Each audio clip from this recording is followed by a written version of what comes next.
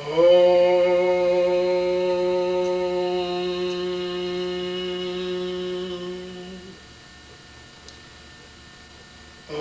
यो ह वै श्रीरामचंद्रः स भगवान् अद्वैत परमानन्दात्मा यत्परब्रह्मो भूर्भुवः स्वः तस्मै वै नमो नमः। ओम विश्वानदेव सवितुर्दुरितानि परास्व यद्भद्रं तन्नयास्व। ओम यस्मिन् सर्वं यतो सर्वं यः सर्वं सर्वतश्च यस्य सर्वमयो नित्यं तस्मै सर्वात्मने नमः। तस्मै सर्वात्मने नमः। ओम। मेरी प्रिय आत्माओं, करुणा निधान भगवान की करुणा आप सभी के लिए सदैव कल्याण का सृजन करती रहे, यह मेरी आंतरिक शुभकामना।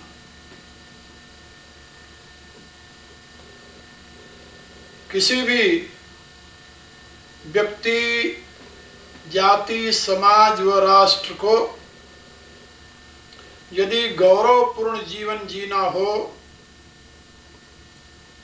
तो उसके जीवन में 4 चीजों का होना परम आवश्यक है, जिसे वैदिक ऋषियों ने ज्ञान, शक्ति,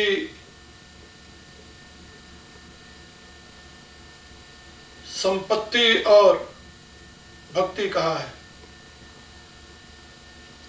ज्ञान के अभाव में व्यक्ति अपना न तो लौकिक विकास कर सकता है न पारलौकिक ही। ज्ञान के अभाव में व्यक्ति का न तो यही लोक बनता है और न तो परलोक ही। इसलिए ज्ञान की उपलब्धि जिस किसी भी प्रकार से हो व्यक्ति को करनी चाहिए। शास्त्रकारों ने तो यहाँ तक लिखा है कि जैसे कोई अमूल्य रत्न किसी कीचड़ में पड़ा हुआ हो तो वहाँ से भी उसे उठा लेना चाहिए। इसी प्रकार से ज्ञान यदि किसी निम्न कोटि के व्यक्ति के पास हो तो वहाँ से भी उसे ग्रहण कर लेना चाहिए, क्योंकि ज्ञान ही जीवन के संपूर्ण विकास में एकमात्र उपयोगी तत्व है। गीता में भगवान ने स्वयं ये बात समझाते हुए कहा है, नहीं ज्ञानेन सदृशम पवित्रम यह विद्यते। ज्ञान के समान पवित्र करने वाला इस सृष्टि में और कोई दूसरा तत्व नहीं है। भगवान ने भी बताया कि बहु ज्ञान तपसा पूता मदभाव मागता। अब तक बहुत से जीव ज्ञान रूपी तप के द्वारा पवित्र होकर मेरे भाव को प्राप्त हो गए हैं। यह जीव ज्ञान के प्रकाश में ईश्वरत्व को भी प्राप्त करने की सामर्थ्य रखता है, क्योंकि जीव ईश्वर की ही अभिव्यक्ति है, किंतु अज्ञानतावश वह अपने आप को शरीर में आबद्ध हुआ जान करके, संसार में आबद्ध हुआ जान करके तुच्छ समझने लगता है। यदि उसकी अज्ञानता दूर हो जाए, उसके अंतर में ज्ञान की ज्योति प्रज्वलित हो जाए, तो उसे अपने स्वरूप और उसके कारण का यथार्थ बोध हो सकता है। और जब व्यक्ति के अपने यथार्थ स्वरूप और कारण का बोध हो जाता है तो उसमें ईश्वरत्व की प्रतिष्ठा हो जाती है। वह स्वयं में ईश्वरत्व से युक्त अनुभव करता है। इसलिए ज्ञान की उपासना सर्वश्रेष्ठ उपासना है। यदि कोई भी व्यक्ति लौकिक उन्नति चाहता है तब भी वो ज्ञान के प्रकाश में ही कर सकता है। आप सभी जानते हैं, इस विश्व में एक छोटा सा देश है भूमि की दृष्टि से जिसका नाम है जापान। वहाँ कोई नेचुरल सोर्सेज भी नहीं है, प्राकृतिक संपदा का कोई स्रोत नहीं है, और वह आज से कुछ वर्ष पूर्व प्राय नष्ट हो चुका था, किंतु वहां के लोग ज्ञान के प्रकाश में अपने आप को इस समय विश्व में सबसे विकसित और संपत्तिशाली राष्ट्र के रूप में प्रतिष्ठित किए। उसमें ज्ञान ही कारण रहा है और दूसरा नहीं। आज भी दुनिया में जहां कहीं वैभव आपको दिखाई दे रहा है, उस वैभव में ज्ञान ही कारण है। आज भी दुनिया में जहां कहीं भी प्रोस्पेरिटी है, संपत्ति है, शक्ति है, वह ज्ञान के प्रकाश में ही उपलब्ध हुई है। जिन देशों को आप शक्तिशाली समझते हैं, उन देशों के लोगों ने ज्ञान की आराधना की है, ज्ञान के प्रताप से ही वो शक्तिशाली बने हैं। इसलिए किसी भी व्यक्ति, जाति, समाज व राष्ट्र को यदि उन्नत होना है तो सबसे पहले उसे ज्ञान की उपासना करनी चाहिए। मेरी तो ये राय है कि यदि कोई गिरी हुई जाति है, गिरा हुआ समाज है, गिरा हुआ राष्ट्र है, उसको यदि उन्नत करना है तो उसको धन से मदद मत करो, उसको ज्ञान प्रदान करो। यदि वह ज्ञान युक्त हो जाएगा तो अपने आप अपनी उन्नति का मार्ग ढूंढ लेगा। लेकिन अज्ञानी को यदि तुम हर एक प्रकार की संपत्ति से युक्त कर दोगे, तब भी अपना सर्व कुछ नष्ट कर देगा, क्योंकि अज्ञान सदैव मनुष्य के विनाश में हेतु होता है और ज्ञान सदैव मनुष्य के विकास में हेतु बनता है। इसलिए याद रखो, आप किस वर्ग से संबंधित है इससे मेरा कोई मतलब नहीं, आपका क्या विश्वास है इससे मेरा कोई मतलब नहीं, आप किस धर्म को मानते हैं इससे मेरा कोई मतलब नहीं, आप किस देश के रहने वाले हैं इससे भी मेरा कोई मतलब नहीं। हमारा मतलब है कि यदि आप मनुष्य हैं तो आपके मनुष्यता में मुख्य हेतु ज्ञान है। ज्ञान के नाते ही, बुद्धि के नाते ही मनुष्य की श्रेष्ठता सिद्ध होती है। अन्य प्राणियों में भी इंद्रियों के वो सारे प्रवाह चलते हैं, अन्य प्राणियों में भी खाना पीना, अन्य प्राणियों में भी संतानोत्पत्ति की प्रक्रियाएं देखी जाती हैं, किंतु अन्य प्राणियों में वो क्षमता नहीं है कि वो अपने ज्ञान की वृद्धि कर सकें और ज्ञान का आदान प्रदान कर सकें। इसलिए ज्ञान पूर्ण कोई योजना बना करके किसी लक्ष्य को प्राप्त करने की सामर्थ्य अन्य प्राणियों में नहीं है। मनुष्य से अधिक शक्तिशाली जीव पड़े हुए सृष्टि में। आप लोग जानते हैं, इसी सृष्टि में, इसी धरती के ऊपर हाथी ऐसा विशालकाय एक प्राणी है। ज्ञान के अभाव में वह कुछ नहीं कर सकता। एक मनुष्य छोटा सा लोहे का टुकड़ा लेकर, जिसे अंकुश कहा जाता है, उसके मत्थे पर बैठकर उसे संचालित करता है।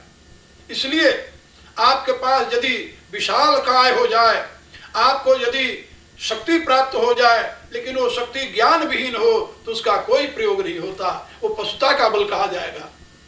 आप लोग ये भी देखते हैं, जलीय जंतुओं में व्हेल ऐसी विशाल काय मछली है, लेकिन वह ज्ञान के अभाव में केवल अपना उदर पूर्ण कर सकती है और कुछ नहीं कर सकती। इसलिए मनुष्य की श्रेष्ठता ज्ञान द्वारा ही सिद्ध होती है, ये बात याद रखना चाहिए। और बिना ज्ञान के न तो आपका लोक बनेगा न तो परलोक बनेगा। केवल विश्वास आपको किसी लक्ष्य तक नहीं ले जा सकता, ये मेरी बात याद रखना। केवल श्रद्धा के नाते आप कहीं नहीं पहुंच सकते। हाँ, यदि श्रद्धा ज्ञान की प्राप्ति में आप प्रयोग करते हैं तो आपका उत्थान होगा। गीता में भगवान ने एक बात समझाई है, श्रद्धामान लभते ज्ञानम तत्परः संयतेन्द्रिय ज्ञानम लब्ध्वा पराम शांतिम मचिरेणाधिगच्छति। जो श्रद्धा से युक्त है वही ज्ञान को प्राप्त कर सकता है। ज्ञान की प्राप्ति में दो साधन और बताए गए हैं, तत्परता और इंद्रिय संयम। यदि आप तत्पर नहीं हैं, यदि आपके हृदय में लगन नहीं है प्राप्त करने की, तब भी आप ज्ञान को प्राप्त नहीं कर सकते। और यदि इंद्रिय संयम नहीं है तब भी आप ज्ञान को प्राप्त नहीं कर सकते। यदि कोई व्यक्ति ये सोचता हो कि वह संसार के भोगों को भोगता हुआ ज्ञानी बन जाएगा, यह असंभव है। इंद्रिय संयम के बिना बुद्धि एकाग्र नहीं हो सकती। बुद्धि एकाग्र होने बिना, शुद्ध होए बिना ज्ञान का प्रकाश नहीं हो सकता। इसलिए बिना तत्परता के, बिना इंद्रिय संयम के, बिना श्रद्धा के कोई ज्ञानवान नहीं बन सकता। ये बात याद रखिए। जीवन के विकास में पहला स्थान ज्ञान का है। ज्ञान के पश्चात दूसरा स्थान, आप जानते हैं, भली प्रकार जानते हैं कि परमात्मा के विधान में आपको 3 साधन मिले हैं। ये तो आपका मस्तक है जो ज्ञान का स्रोत है, दूसरा आपका हृदय है जो शक्ति का स्रोत है और भक्ति का स्रोत है, तीसरा आपके पास साधन है हाथ जो कर्म का स्रोत है। इसलिए यदि आप पहले हेड जिसे कहते हैं, पहले आप मस्तिष्क का प्रयोग करते हैं, बुद्धि का प्रयोग करते हैं, ज्ञान की उपासना करते हैं, ज्ञान से युक्त हो जाते हैं, तब दूसरा स्थान आपका हृदय का आता है। हृदय जो है ये शक्ति और भक्ति दोनों का मूल स्रोत है, क्योंकि आप जानते हैं vigour and emotion both are property of your heart. शक्ति और भक्ति दोनों हृदय की संपत्ति है। बल और जो भक्ति जिसे कहा जाता है वह दोनों हृदय से प्राप्त होती है। आप लोग जानते हैं संसार में शक्ति के बिना आप अपने ज्ञान को क्रिया रूप में परिणत नहीं कर सकते, इसलिए ज्ञान के पश्चात दूसरा स्थान शक्ति का है। यदि आप अपनी शक्ति का प्रयोग करना चाहते हैं और ज्ञान के अभाव में करते हैं तो वह शक्ति आपको गलत रास्ते पर ले जाएगी, और यदि ज्ञान के प्रकाश में शक्ति का प्रयोग करते हैं तो आप सही रास्ते पर आगे बढ़ेंगे। तो ज्ञान और शक्ति ये दोनों एक दूसरे से संबंधित होने चाहिए। आप लोगों ने सुना होगा, रामायण में पढ़ा भी होगा, हनुमान जी जब लंका जाने लगे तो देवताओं ने उनकी परीक्षा लेने के लिए कि ये राम कार्य कर सकेंगे वा नहीं, तो सर्पों की माता सुरसा को भेजा। सुरसा हनुमान की परीक्षा लेने आई और परीक्षा में जब हनुमान जी सफल हुए तो उसने क्या कहा था, राम काज सब करियो तुम बल बुद्धि निधान, आशिक जय सो हर्ष चले हनुमान। कहने का अभिप्राय कि जीवन के उत्थान का कार्य वही पूर्ण कर सकता है जिसमें बल और बुद्धि का संयम, जिसमें बल और बुद्धि का योग हो। ऋग्वेद का एक मंत्र है जिसमें बताया गया है, यत्र ब्रह्म च क्षत्रम च सम्यं च उचरत स तल्लोकम पुण्यम प्रज्ञेशम यत्र देवा सहाग्निना।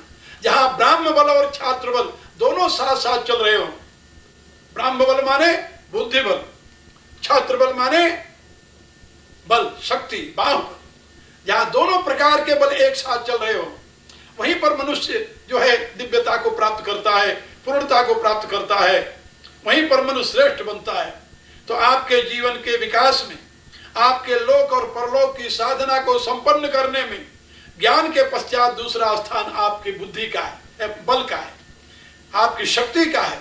यदि आप अपनी शक्ति को नहीं संभालते, अपनी शक्ति को यदि संयमित नहीं करते, अपनी शक्ति का यदि सही रूप में प्रयोग नहीं करते, तभी आपका लोक और परलोक नहीं बनेगा। ये बात मेरी याद रखना। ज्ञान के प्रकाश में ही शक्ति की प्राप्ति होती है और ज्ञान के प्रकाश में ही शक्ति का प्रयोग करने से मनुष्य महान बनता है।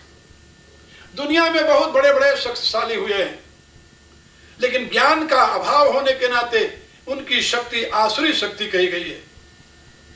दुनिया में ऐसे अनेकों उदाहरण आपको मिलेंगे जो महान शक्तिशाली थे, लेकिन ज्ञान के अभाव में, सही ज्ञान न होने के नाते वो असुर कहे गए, वो राक्षस कहे गए, वो देवता नहीं कहे गए, वो आराध्य नहीं हुए, वो वंदनीय नहीं हुए, वो माननीय नहीं हुए, मनुष्य के लिए वो आदर्श नहीं बने, बल्कि मनुष्य के लिए वे आज भी निंदनीय बने हुए हैं। इसलिए मैं आप लोगों से निवेदन कर रहा था कि आप ज्ञान का उपार्जन कीजिए, ज्ञान की आराधना कीजिए और ज्ञान के साथ ही अपने आप में शक्ति का सृजन कीजिए। शक्ति के अभाव में कोई व्यक्ति, कोई समाज, कोई राष्ट्र सम्मान से जी नहीं सकता। याद रखो, आचार्य चाणक्य की घोषणा है, वीर भोग्या वसुंधरा। ये वसुंधरा जो है वीरों से ही भोगी जाती है और परमार्थ जो है वो भी वीरों को ही प्राप्त होता है। नायम आत्मा बलहीन न लभ्यो, ये वेद का निर्देश है। जो निर्बल है, कायर है, वह परमात्मा को भी नहीं प्राप्त कर सकता। इसलिए आत्मोपलब्धि करना है या संसार में वैभव की प्राप्ति करना है, उसके लिए शक्ति का होना आवश्यक है। निर्बल व्यक्ति क्या करेगा? आप जरा सोचिए, आपको ध्यान करने बैठना है 1 घंटे, आधा घंटे, आप बैठे, यदि आप निर्बल हैं तो 1 घंटे आराम से आप बैठ नहीं सकते एक आसन से। यदि आप एक आसन से 1 घंटे बैठ नहीं सकते तो आप आराधना क्या करेंगे, उपासना क्या करेंगे, आप ध्यान कैसे करेंगे, आपका आंतरिक विकास कहां से होगा? और यदि आपके पास शक्ति नहीं है तो आप परिश्रम कैसे करेंगे? और बिना परिश्रम के कोई पदार्थ प्राप्त होता है? असंभव है। इसलिए ज्ञान के साथ शक्ति की आवश्यकता होती है। ज्ञान और शक्ति ये दोनों यदि युक्त हो जाएं तो अपने आप में संपत्ति का निर्माण हो जाएगा। संपत्ति जो है ज्ञान और शक्ति की अनुगामिनी है। जिन देशवासियों के पास ज्ञान और शक्ति है वहां आज संपत्ति का अंबार लगा हुआ है, और जिनके पास ज्ञान और शक्ति नहीं है वो उनके पास संपत्ति के स्रोत होते हुए भी वो दरिद्री बने हुए हैं। इसलिए याद रखिए, ज्ञान और शक्ति के द्वारा ही आप संपत्ति का सृजन कर सकते हैं। गोस्वामी तुलसीदास जी की घोषणा है, जहां सुमति तह संपत्ति नाना, जहां कुमति तह विपत्ति निदाना। जहां शुद्धमति है, ज्ञान है, बुद्धि है, विवेक है, वहीं पर नाना प्रकार की संपत्ति प्राप्त होती है। जहां कुमति है, कुत्सितमति है, अज्ञान है, वहां पर संपत्ति नहीं आती, वहां तो विपत्ति और विनाश निश्चित होता है। इसलिए मेरी राय है कि पहले आप ज्ञान की उपासना करें, ज्ञान के प्रकाश में फिर शक्ति का सृजन करें, और ज्ञान और शक्ति के प्रयोग से आप संपत्तिशाली बने। क्योंकि नहीं दरिद्र सम दुख जग माही, ये गोस्वामी जी की घोषणा है कि दरिद्रता से बढ़कर और इस संसार में कोई दूसरा दुख नहीं है। दरिद्र व्यक्ति को, दरिद्र जाति को, दरिद्र समाज को, दरिद्र राष्ट्र को कहीं भी सम्मान के साथ जीने का अधिकार नहीं मिला है। मैं 12 महीने में, आप लोग जानते हैं, दुनिया का आधा हिस्सा घूम आता हूं, और जिन जिन देशों में मैं जाता हूं, जहां भी मैं देखता हूं, सब जगह एक ही नियम है, जो व्यक्ति दरिद्री है, जो समाज दरिद्री है, जो राष्ट्र दरिद्री है, समाज में उसका कोई स्थान नहीं है। जो संपत्तिशाली है, शक्तिशाली है, समाज में वो आदर के साथ रहते हैं। इसके लिए मैं कोई उदाहरण नहीं देना चाहता, क्योंकि ये सर्वमान्य सत्य है, इसलिए आप सभी इस बात को जानते हैं। याद रखो, ज्ञान और शक्ति के संयुक्त प्रयोग में ही आपको संपत्ति की प्राप्ति होगी, आप संपत्तिशाली बनेंगे। और संपत्ति है, ज्ञान है, शक्ति है, ये तीनों यदि आपको प्राप्त हो जाए, लेकिन इन तीनों के साथ यदि आपके जीवन में भक्ति नहीं है तो आप समझ लीजिए कि ये सब कुछ होते हुए भी आप समाज में आदर के पात्र नहीं बन सकते, समाज में गौरवशाली स्थान नहीं प्राप्त कर सकते। क्योंकि भक्ति जो है वही आपको इन तीनों के अहंकार से मुक्त कर सकती है। आप जानते हैं ज्ञान का भी अभिमान होता है, आप जानते हैं बल का भी अभिमान होता है, और धन का भी अभिमान होता है। और यदि अभिमान आ जाए ज्ञानी के जीवन में, धनी के जीवन में, शक्तिशाली के जीवन में, तो कभी भी वो समाज में आदर का पात्र नहीं बन पाता। अनेकों उदाहरण आपको मिलेंगे इतिहास में, आप झांकिए, मानव जाति के इतिहास में देखिए, जो आप झांक करके, तो आपको ऐसे बहुत लोग मिलेंगे जो ज्ञानी थे लेकिन अहंकार के नाते उनकी प्रतिष्ठा नहीं हुई, जो बलवान थे लेकिन अहंकार के नाते उनकी प्रतिष्ठा नहीं हुई, जो धनवान थे किंतु अहंकार के नाते उनको कोई स्थान आदर युक्त नहीं मिला। कहने का अभिप्राय कि ज्ञान में, बल में और वैभव में, तीनों में अहंकार आने की संभावना बनी रहती है। तुलसीदास जी ने भी लिखा अपनी रामायण में, जे ज्ञान मान विमत तो भो हरनि भक्ति ने आदरी, ते पाए सुर दुर्लभ पदाद परत हम देखते हरि। हे हरि, मैं देखता हूं जो ज्ञान के अभिमान में मतवाले होकर के आपकी भक्ति का अनादर करते हैं, वे देवताओं के लिए दुर्लभ पद को प्राप्त करके भी वहां से पतित हो जाते हैं। कहने का अभिप्राय, आप सभी जानते हैं ज्ञानी के जीवन में भी अहंकार आ जाता है, बलवान के जीवन में भी अहंकार आ जाता है, संपत्तिशाली के जीवन में भी अहंकार आ जाता है। और इस अहंकार से मुक्त होने का केवल एकमात्र उपाय है भक्ति। भक्ति परमात्मा के प्रति समर्पण। यदि परमात्मा के प्रति आपका समर्पण भाव बन जाए तो आप याद रखिए इन तीनों प्रकार के अभिमानों से मुक्त हो जाएंगे। और यदि तीनों प्रकार के अभिमान आपके जीवन में नहीं आएंगे तो आप समाज के लिए आदर्श पुरुष बन जाएंगे। आपका जीवन, आपके समाज का जीवन, आपके राष्ट्र का जीवन, समाज के, राष्ट्र के, व्यक्ति के जीवन का वह महत्वपूर्ण स्वरूप जिसमें ज्ञान है, शक्ति है, वैभव है और भक्ति है, वह दुनिया के लिए आदर्श बन जाता है। इसलिए यदि आप विश्व में गौरवपूर्ण जीवन जीना चाहते हैं, सम्मान युक्त जीवन जीना चाहते हैं, आदरपूर्ण जीवन जीना चाहते हैं, तो अपने जीवन में इन चारों का संकलन कीजिए, इन चारों को प्रतिष्ठित करने का प्रयत्न कीजिए। इसी में आपका कल्याण है और इसी में आपके समाज का, आपके राष्ट्र का उत्थान निहित है। याद रखिए मेरी बात, ज्ञान, शक्ति, संपत्ति और भक्ति, ये चारों जिस व्यक्ति के जीवन में हैं, ये चारों जिस जाति के जीवन में हैं, ये चारों जिस समाज के जीवन में हैं, ये चारों जिस राष्ट्र के जीवन में हैं, वे विश्व के लिए आदर्श बन जाते हैं और स्वयं में सुख और शांति में जीवन जीते हैं। और इस शरीर के छोड़ने के पश्चात भी वो कल्याण के भागी बनते हैं, क्योंकि ज्ञान के प्रकाश में भक्ति युक्त होने पर, परमात्मा के प्रति समर्पण भावना होने पर अभिमान नहीं आता, आसक्ति नहीं आती।